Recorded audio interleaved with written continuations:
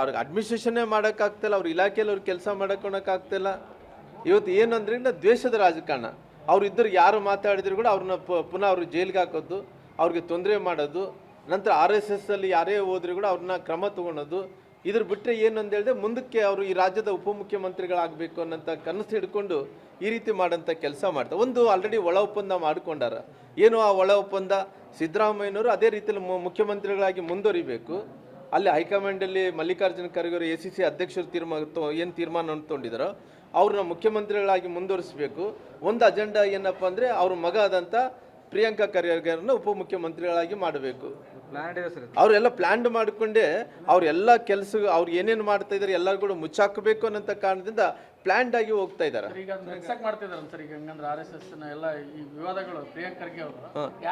ಅಲ್ಲ, ಯಾರು ಮಿಸ್ಸಕ್ ಅನ್ನೋದಕ್ಕಿಂತ ಅದು ಇಶ್ಯೂಗೂ ಡೈವರ್ಟ್ ಆಗಬೇಕು.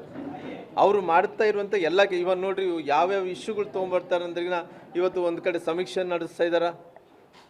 ಸಮೀಕ್ಷೆ ನಡೆಯುವಂಥ ಟೈಮಲ್ಲಿ ಆಲ್ರೆಡಿ ದಿನನಿತ್ಯ ಕೂಡ ಆಲ್ರೆಡಿ ಅವಧಿ ಮುಗಿದಿದ್ರು ಕೂಡ ಮುಂದುವರ್ಸೋಂಥ ಕೆಲಸ ಮಾಡ್ತಾ ಇದ್ದಾರೆ.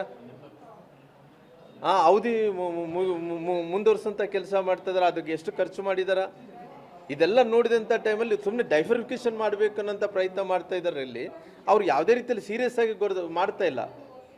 ಹಂಗಾಗಿ ಅವರು ಇಶ್ಯೂವನ್ನು ಯಾವುದೇ ರೀತಿಯಲ್ಲಿ ಕೂಡ ಜನರನ್ನ ದಿಕ್ಕು ತಪ್ಪಿಸ್ಬೇಕು.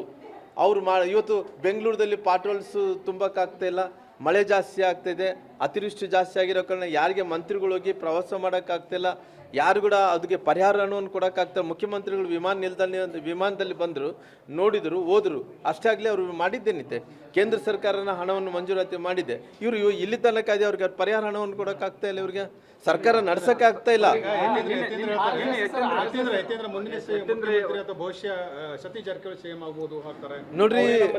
ನೋಡ್ರಿ ನಾನು ಇವತ್ತು ಅಲ್ಲಿ ಏನಾಗಿದೆ ಅಂತ ಹೇಳಿದ್ರೆ ಆಲ್ರೆಡಿ ಅವರು ಏನು ನವೆಂಬರ್ದಲ್ಲಿ ಕ್ರಾಂತಿ ಅಂತೇಳಿ ಏನು ಹೇಳ್ತಾ ಇದ್ರು, ಸೆಪ್ಟೆಂಬರ್ದಲ್ಲಿ ಕ್ರಾಂತಿ ಅಲ್ಲ, ನವೆಂಬರ್ದಲ್ಲಿ ಕ್ರಾಂತಿ ಅಂತ ಇದ್ರು.